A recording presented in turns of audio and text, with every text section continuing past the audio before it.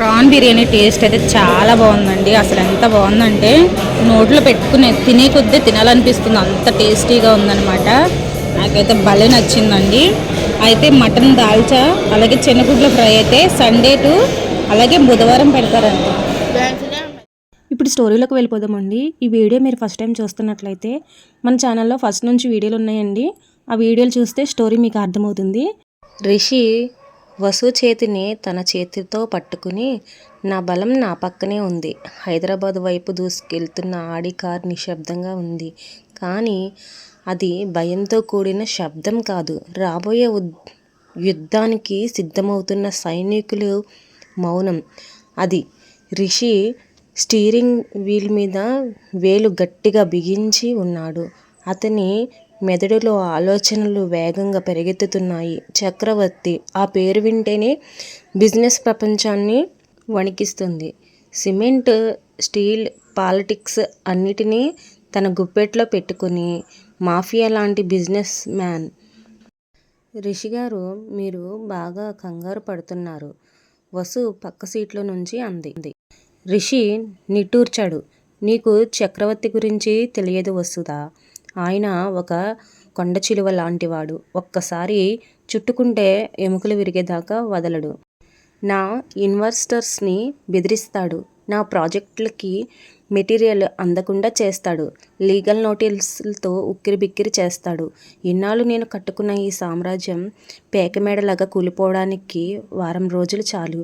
వసు కిటికీకి బయట వేగంగా వెనక్కి వెళ్తున్న చెట్లను చూస్తూ, మా ఊర్లో ఒక సామెత ఉంది రిషి గారు, ఆమె ప్రశాంతంగా చెప్పింది.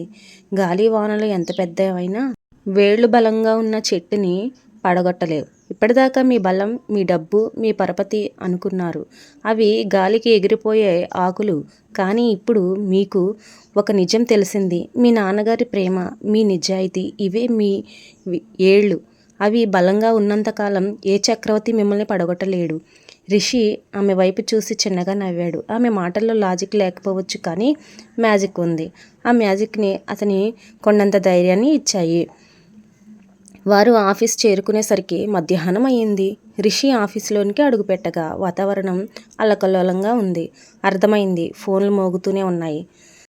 స్టాఫ్ ముఖాల్లో ఆందోళన కనిపిస్తుంది. రిషి అసిస్టెంట్ ప్రవీణ్ పరిగెత్తుకుంటూ వచ్చి, sir, thank God you are here, Praveen చెమటలో తుడుచుకుంటూ అన్నాడు. ఉదయం నుండి నరకం సార్. మన షేర్లు వాల్యూ 20% పడిపోయింది. సింగపూర్ క్లయింట్స్ డీల్ క్యాన్సిల్ చేశారు.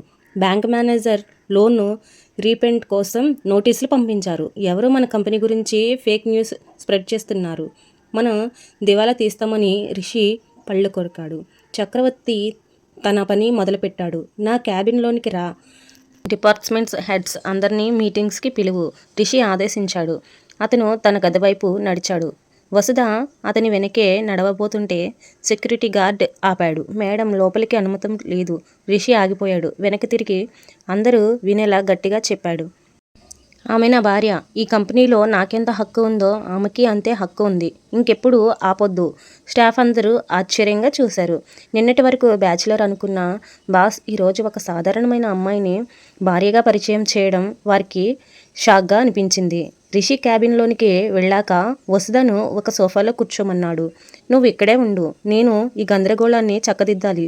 వసు తల ఊపింది. ఆమె గదిని పరిశీలించింది. అద్దాల కిటికీ, లెదర్ కుర్చీలు, గోడ మీద గ్రాఫ్లు.